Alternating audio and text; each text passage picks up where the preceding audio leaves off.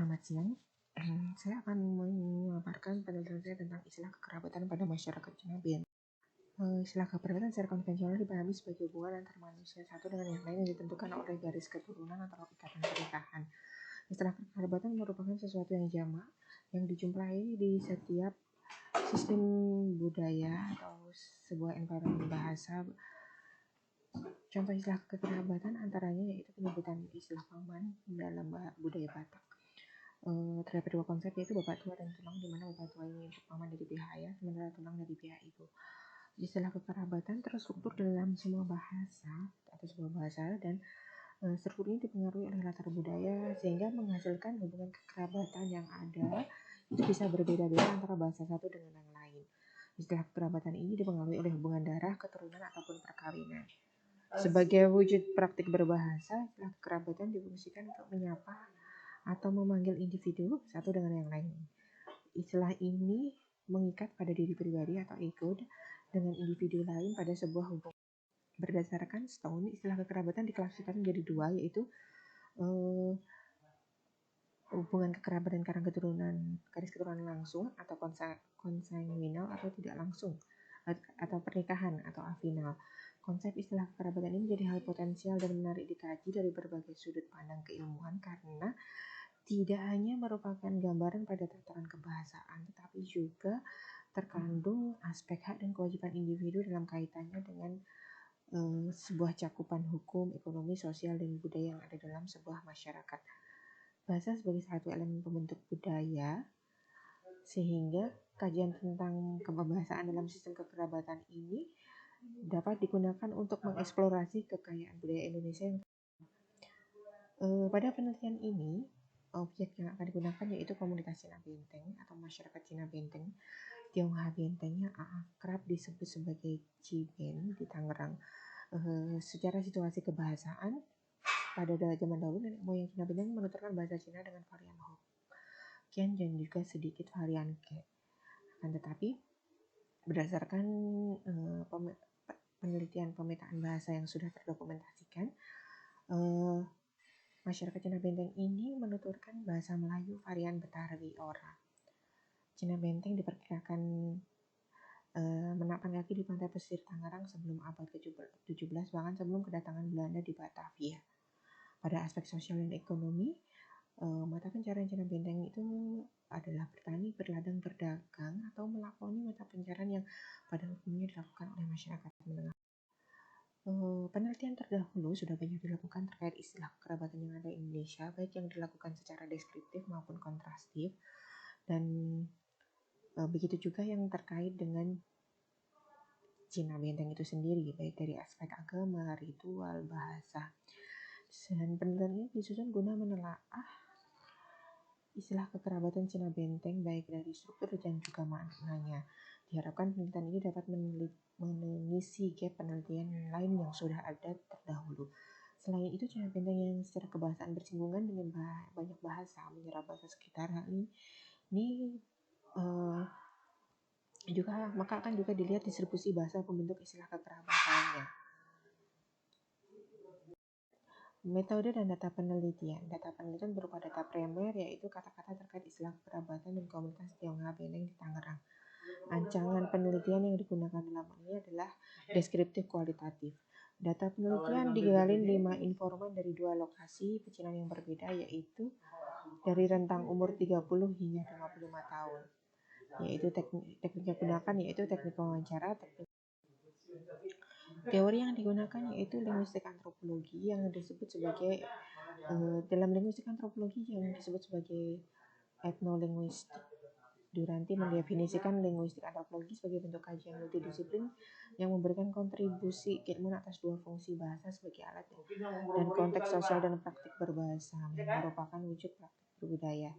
Istilah kekerabatan sendiri menunjukkan bagaimana pembentuk bahasa menggunakan kata-kata yang secara individu untuk memanggil orang lain atau menyapa orang lain. Hal ini secara langsung menggambarkan bahwa istilah kekerabatan menunjukkan aspek kebahasaan sendiri, tetapi secara tidak langsung juga merupakan representasi praktik sosial. Istilah kekerabatan ditemukan dalam setiap bahasa dan menjadi ciri khas bahasa dikarenakan struktur istilah kerabatan akan berbeda dipengaruhi dengan budaya dan latar berbeda. Leach menambahkan bahwa 3 aspek kunci dalam kekerabatan yaitu jenis kelamin, yaitu penyebutan yang akan berbeda untuk laki-laki dan perempuan, urutan generasi, dan garis keturunan. Istilah kekerabatan dilihat dari aspek urutan generasi diklasifikasikan menjadi 3, yaitu generasi di atas ego, di bawah ego, dan sejajar dengan ego. Kemudian aspek ketiga yaitu dilihat dari garis keturunan, dibedakan menjadi keturunan langsung atau sifatnya vertikal dan keturunan. Setelah melakukan perekaman dan wawancara dengan informan, sekedar informan di sini menggunakan 5 informan yang merupakan dianggap merepresentasikan dianggap merepresentasikan komunitas Cina Benteng, diambil dari usia 30 hingga 55 tahun, yang rata-rata mereka merupakan pegiat budaya, merupakan pemuka agama, ataupun tetua dalam komunitas tersebut. Pengambilan informan juga diambil dari 2 pecinan yang cukup besar, wilayah pemukiman Cina Benteng yang ada. Pada bagian ini tergambar data yang dapat kami dikumpulkan bahwa hubungan kekerabatan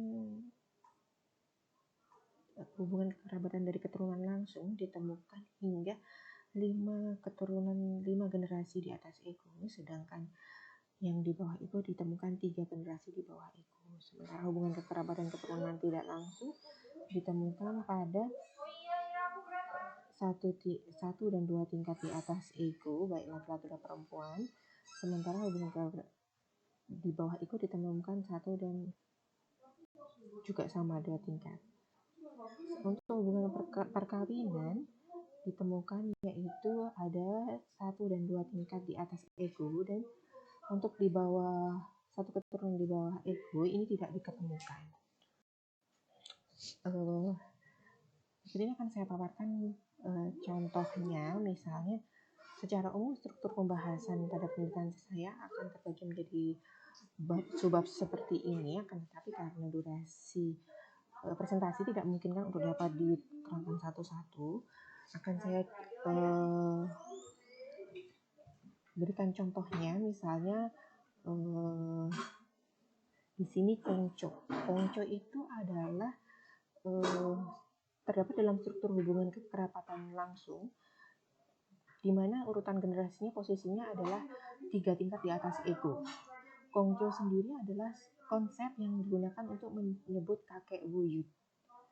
Ya, Kongco sendiri adalah konsep yang digunakan untuk menyebut kakek buyut. Kong sendiri diambil dari kata engkong. Di sini menurut bahasa mereka menyebut konsep buyut. Ya. Kemudian untuk distribusi bahasa pembentuknya sebenarnya belum bisa digali secara secara mendalam, secara gamblang, dikarenakan keterbatasan dokumentasi yang selama ini ada terkait Cina Benteng. Akan tetapi berdasarkan penuturan mereka meyakini bahwa sebenarnya Kong dan Cho itu sebenarnya berasal dari dialek Hokkien.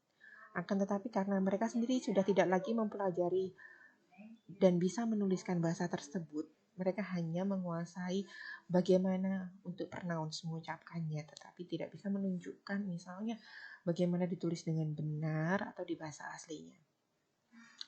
Atau contoh kedua yang bisa saya berikan yaitu generasi hubungan dari kekerabatan langsung dari generasi sejajar dengan ego, yaitu Kode, Koko, Kocit. Dan ini menjadi satu sisi menarik dari istilah kekerabatan dari Cina Benteng, di mana ditemukan variasi penyebutan berdasarkan urutan kelahiran, yaitu Koko untuk menyebut kakak laki-laki, akan tetapi dibedakan menjadi Kode, yaitu kakak besar, di mana berarti lahir lebih dahulu daripada ego atau lebih tua. Koko mungkin untuk yang saudara laki-laki tapi lebih kecil, atau Kocit ini ketika posisinya di tengah. Kocit ini yang paling kecil, mohon maaf. Sama juga seperti Cide, Cici, sama Cinga. Cide untuk lebih besar, Cici lebih kecil, sebenarnya Cinga ini untuk yang di tengah. Hal ini menurut saya cukup menarik dan menjadikan unik istilah kekerabatan dalam Cina Benteng. Hal lain yang ditemukan di sini yaitu pembedaan penyebutan dalam hal konsep paman dan bibi, yaitu hubungan kekerabatan tidak langsung untuk baik dari kekerabatan tidak langsung maupun karena hubungan perkawinan dari pihak ayah dan ibu. Jadi masyarakat Cina Benteng membedakan penyebutan untuk paman dan bibi dari pihak ayah dan pihak ibu. Berdasarkan hasil penelitian bahwa di sini dapat disimpulkan bahwa masyarakat Cina Benteng di Tangerang memiliki sistem kekerabatan dan bisa diklasifikasikan menjadi 3, yaitu hubungan kekerabatan langsung, tidak langsung, dan karena perkawinan. Secara umum kekerabatan bahasa Cina Benteng bahwa tingkatannya di atas itu lebih subur, dari data yang ada ditemukan bahwa lebih banyak yang di atas ego, di 5 tingkat di atas ego dan 3 tingkat di bawah ego. Terkait struktur dan klasifikasi, penelitian menemukan hal unik menjadikan istilah kekerabatan Cina Benteng, yaitu terdapat perbedaan penyebutan untuk paman dan bibi dari keluarga, baik dari garis keturunan ayah dan ibu, dan terdapat perbedaan penyebutan untuk kakak dan adik paman bibi berdasarkan urutan kelahiran mereka dalam keluarga. Terkait dengan distribusi bahasa pembentuk, istilah kekerabatan pada masyarakat Cina Benteng secara umum didominasi oleh bahasa Cina dialek Hokkien dan dianggap membentuk atau mendominasi kata-kata dalam istilah kekerabatan. Selain dialek Hokkien juga ditemukan bahasa lain yaitu Sunda, Jawa, dan Betawi. Berikut daftar pustaka. Terima kasih.